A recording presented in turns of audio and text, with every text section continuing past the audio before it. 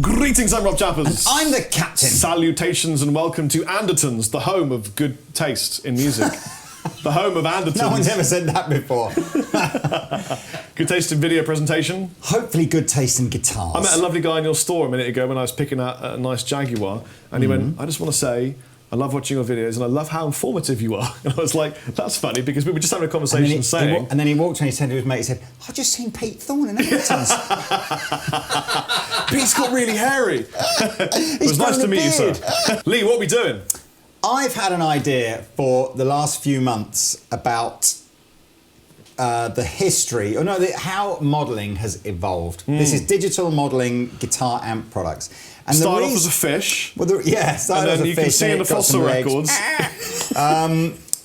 Because, and I'll tell you for why, I actually, until my wife made me have a massive clear out of all my rubbish and junk at home, I'd been using a pod, like a 20-year-old pod, to just plug in and get guitar sounds out of for ages. And I know you guys are all Kemper and da-da-da, and I just thought, wouldn't it be interesting to go, you know, for me, I don't think I'd ever even heard the word modelling before Line 6 released the pod.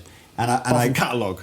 Well, apart from that kind of modelling, yeah, and others. And I'm trying to think when this was, but this must be, I should have Wikipedia'd this, but this must be 20 odd years old, maybe more. Easily. No, probably about 20 years old that the first pod came out. And it was an adaptation of some software that Line 6 had within Amp Farm that was a Pro Tools plugin at the time, and it allowed you to obviously, you know, get guitar amp sounds without having to have a guitar amp. And then they put it in this little box, and if I vaguely remember, it was about £350 when it first came out, and it sold like honestly, like nothing ever since has. Right. I'm talking about one of those products where every single guitarist went, I've got to have one of those. Yeah. Like, unbelievable. It was like the Beatles of a product. It literally was. And obviously, you know, the word pod has kind of become synonymous really with kind of modelling. And I thought, I wonder how this sounds if we took a modern day equivalent in terms of price and format and everything. And I thought you're probably going to come up with something like an Atomic Amplifire. It is more money. It's more than £350, but it's kind of, if you like, I think it's what £350 would have been nowadays if you just put inflation on it. Yeah. So if you put 350 quid in the bank and left it there. Yeah. So this is like your 550 quid, and it's kind of a similar form. Obviously, it's got pedals on it, which the pod didn't have, but it's the same kind of vibe in that you've got lots of different amp models and effects that you can add in and stuff like that. But it's still very much digital processing. You know, there's none of this like profiling. That's a new word. And then I thought, and what about, you know, I know there'll be an argument as to who the kind of king of the you know, is it King of the Swingers? Is it Fractal? Is it Kemper? You know, some people will be Helix fans, all that kind of stuff. But I think in this room, we're in the Kemper camp, aren't we? As kind of like it's Kemper. We think is. I'm just telling you now, it's top Kemper. Of the tree. And I've just spent about an hour trying to go, can we get a comparable Fender Deluxe sound out of all three, an AC30 sound out of all three, a JCM 800 sound out of all three, and a dual rectifier? So welcome to Pod versus Atomic Amplifier versus Kemper. Who will win? Or the evolution of guitar amp modelling. Yes. I think I will call it that. What did Pod stand for, Lee? I don't even know if it had a... It didn't. I was just hoping that you would come up with some kind of funny acronym. Of destructive power. Donuts. And ironically, so the very first thing, if you want my sort of summary of the last hour, this took about 30 seconds to go, yeah, got a nice sound, boom. Yeah. This takes longer because it's unfortunately with more options comes more do I like that or do I like that, do I like that? But, you know, ultimately it's still a relatively simple thing to edit. And then this became like all four of us standing around going, can you remember how to put patches into the special profiling of the underflow of the until I just went save them as favourites. Anyway, so I think there is a lesson. I remember the first time I programmed a Kemper. I know, there is definitely a lesson to be learnt with regards to, you know, if you want more functionality, be prepared to also, learn. You'll need to get them out. So look, let's do it. We're going to use a Strat for the cleaner tones and probably something like my 594 for some of the heavier tones or whatever. And we've rigged this up in what I hope is a very clever way of, we've got a switcher that allows me to switch between which device we're plugged into and what you're hearing. And then, and this is a piece of genius, I didn't want to use the line outs into the DI because the problem is Rob and I can never hear what that sounds like. So we're all going, oh yeah, it sounds quite good in the room and might sound crap on the recording. So we're using the Atomic CLR, which is an FRFR powered cab. You're going to have to explain what that means, Lee, just really briefly. FRFR is full range flat response. So it's kind of like, it's an evolution of a PA cabinet, but that's designed to recognise that actually for guitar purposes, PA cabinets probably need a little bit more. It doesn't have its own character either, does it? No, it's flat response. It's devoid of character. So it shouldn't make a bit like Nay. It shouldn't make any difference. It doesn't matter that the amplifier and the CLR are the same brand. They're in no way tuned to each other or anything like that. It's just a flat response cab that'll work. And you see loads of guys using the Atomic CLR cabs with different brands. So we're obviously using cabinet emulation in all three of these pieces of gear. Oh yeah, that's a good shout. So I've turned all the effects off except reverb. The reverb you're hearing is from each box. So if you're going, oh, I don't like the reverb on the pod, or I don't like, I do like the reverb on what, that's what's in it. Wouldn't it be funny if the pod sounded better? Well, the pod probably doesn't sound as out of date as you might think it would, given, can you imagine if we did a mobile phone review channel and we go, I've got this phone from 1990, but I used to sell those. You did, didn't you? I used to work in a mobile phone shop. It was rubbish. Absolutely rubbish. Nokia 5210, whatever it was. All day long. I was your guy. I'll sort you out, sir. So, let's start with a pod, and I've done all the programming, so all you're going to see me do is literally go to different patches. So Fender Deluxe. Through a pod.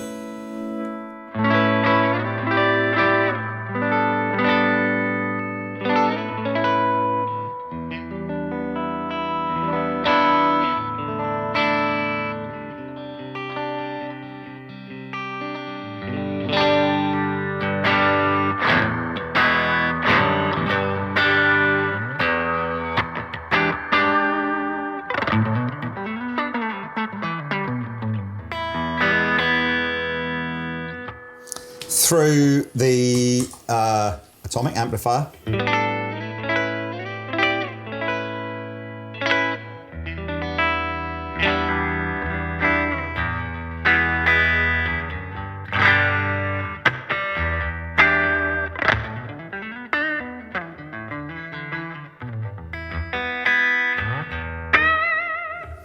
And through the Kemper.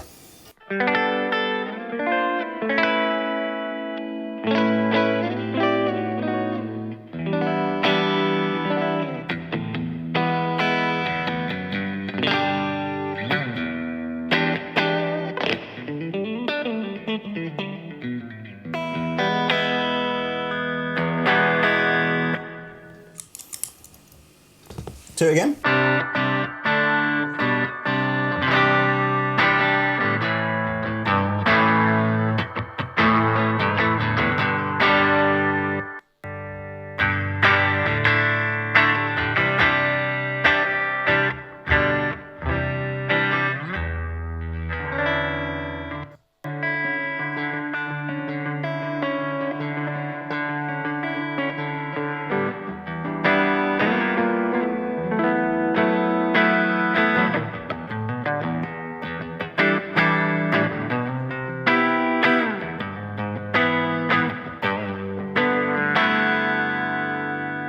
Any feel difference? Yeah, I really like the pod. I really like the pod. So the pods, you can't even buy these new anymore. This was a very kind gentleman. I bought this for like 50 quid on eBay the other day, and that's how much it was. So go pod, then go Kemper. Pod is number 3, so here we go. Just Kemper.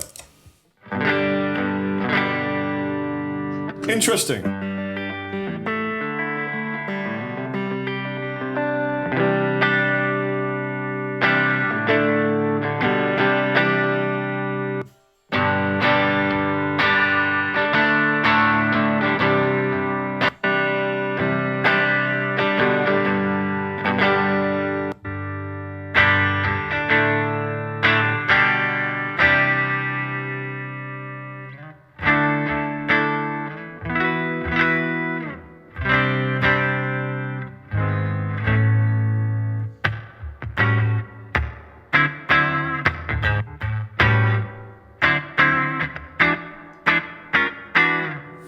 Anyway, look, again, £50 on eBay, what, £1,400 now, and 500-ish pounds. Next amp model. Okay, next amp model is a Vox AC30. Always, in my opinion, the most difficult of all amps to recreate. I don't know why. I think a lot of it is perhaps because when you think of a Vox AC30, you know, are you talking Hank Marvin or are you talking Brian May or anything in between? You know, well, it's yeah. like, what is an AC30? But we will start with the pod. Ready? Again, yeah.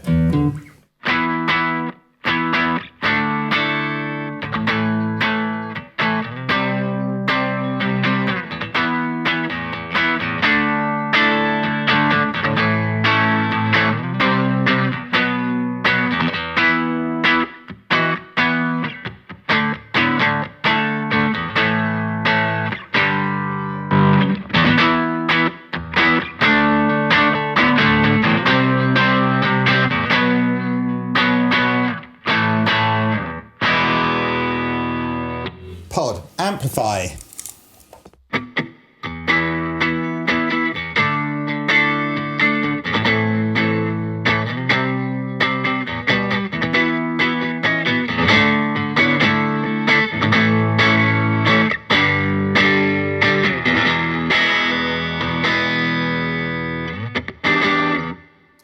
Kemper.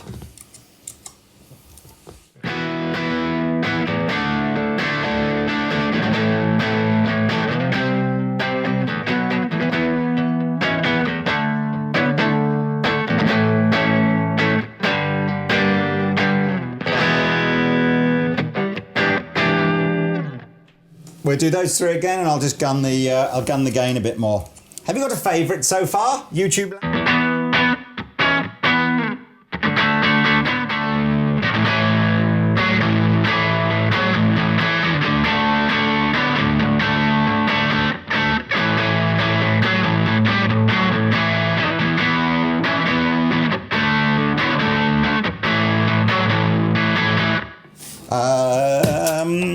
This one, go.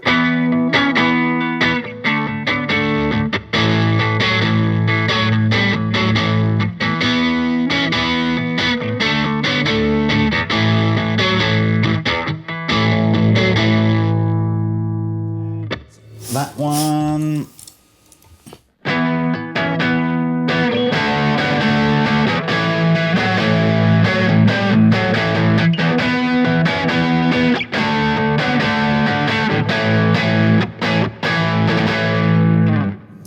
Really hard, that one. I can't.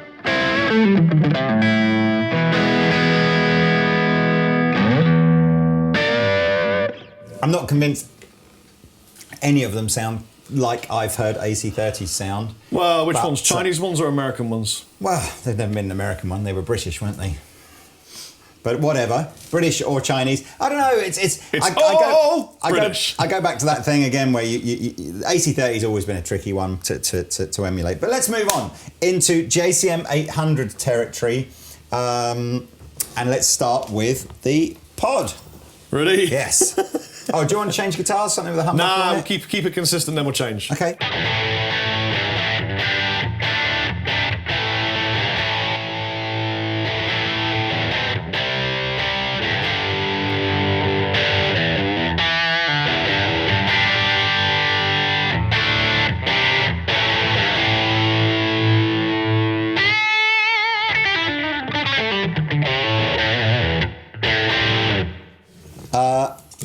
This one?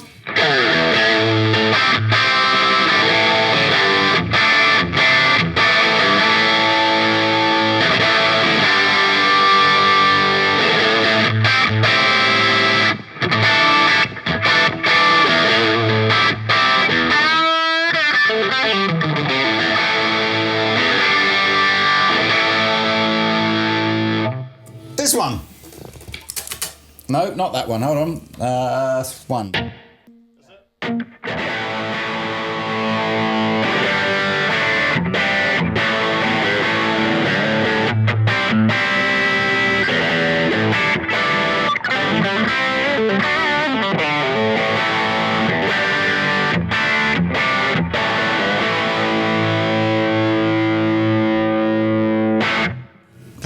It's only because I voiced all these with the humbucker guitar. So.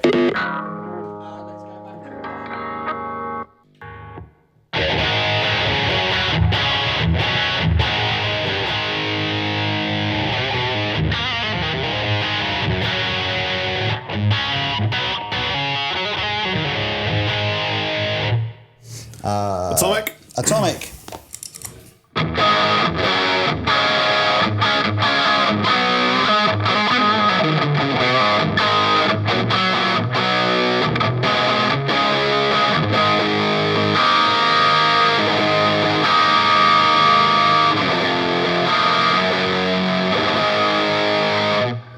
Kemper. Compay.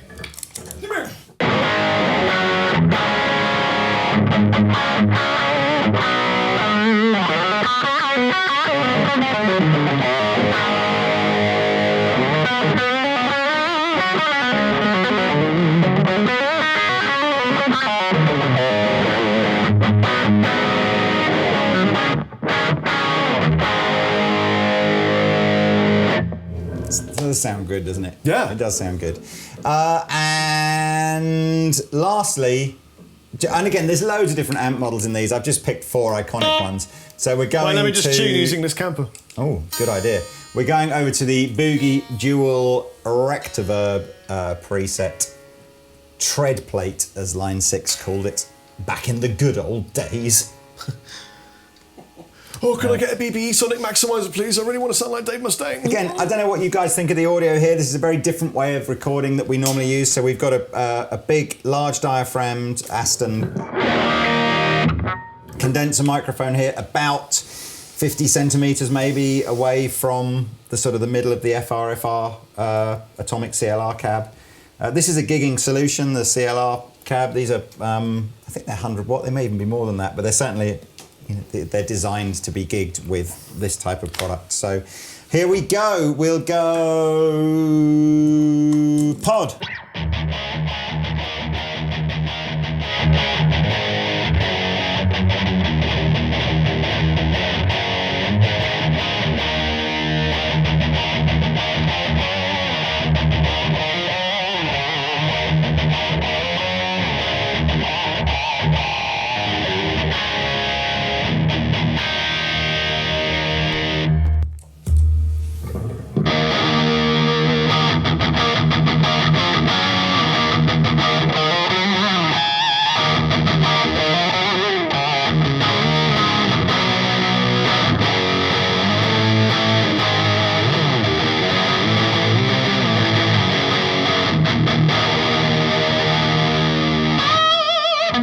Kemper.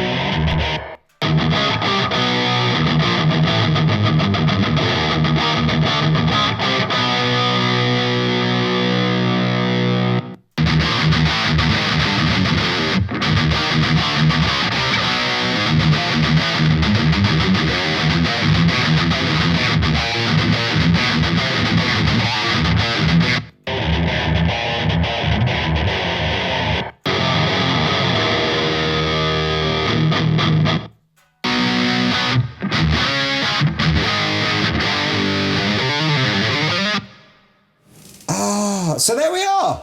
The history and evolution of modelling in a really non-scientific, and again, could have chosen that really any number of highlights different products. That really highlights how they got a lot of stuff right, didn't they?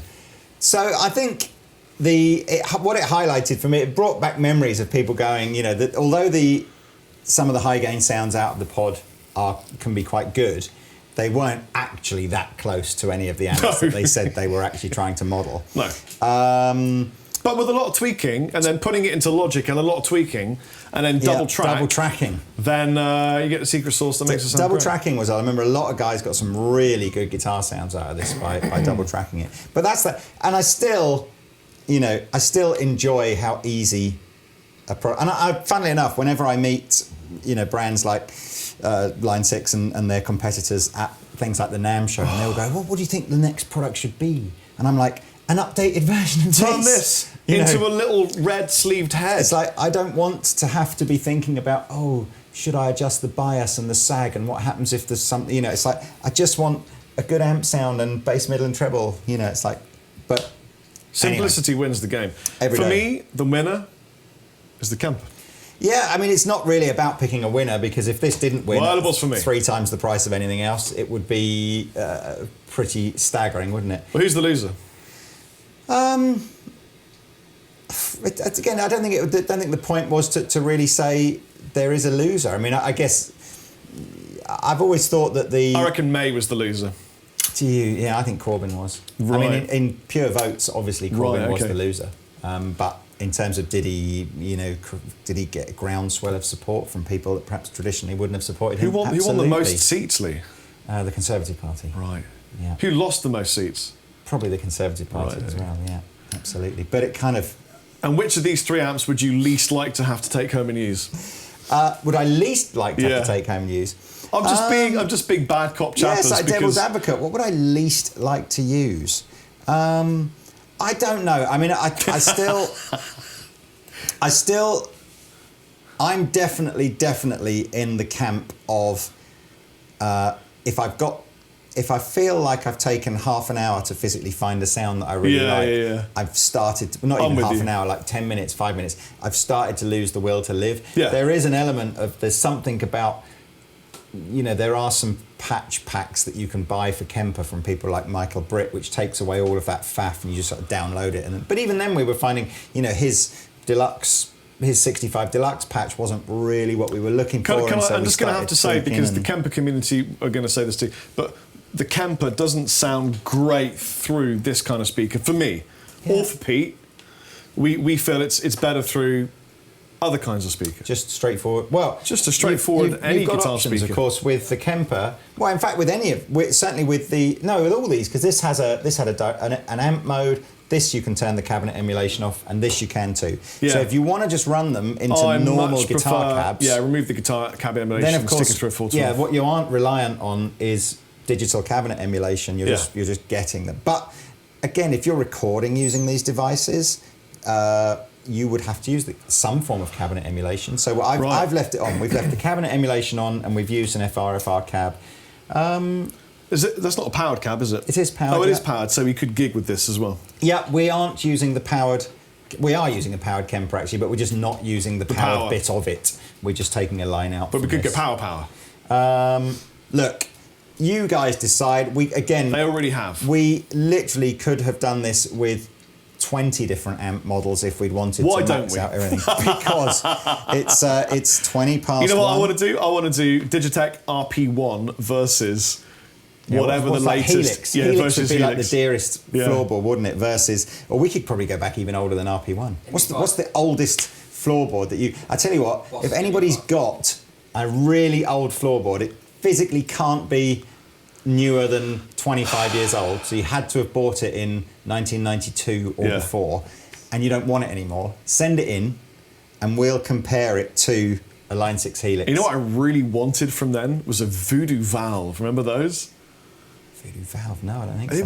It was a Marshall product in a rack called the Voodoo Valve. Oh, I so wanted a Voodoo Valve. I don't remember that. It looked cool. I'm talking ADA1. Rocktron. It was a Rocktron Voodoo Valve. Yes. So Rocktron did the IntelliFX, which was the rack mount thing. Loads and loads of people had JMP ones and IntelliFXs. Yeah. I bet you this just... I might just get a BB Sonic Maximizer, an IntelliFX, and a Voodoo Valve and have it in a rack And I unit. bet if you listen to all of those old Joe Satriani type records where the guitar sounded brilliant, Probably it's all that. rack mount stuff, isn't it? Probably is, yeah. Just goes to show. as always. There you go. If you can play and your producer can mix you properly. Yeah, John you can Cuniberti. sound out of almost anything, can't you? Yeah. Anyway, here we are, a slightly serious video on Anderton's TV. I've been the Captain. I've been Rob Chapman. And we'll see you next time. Bye.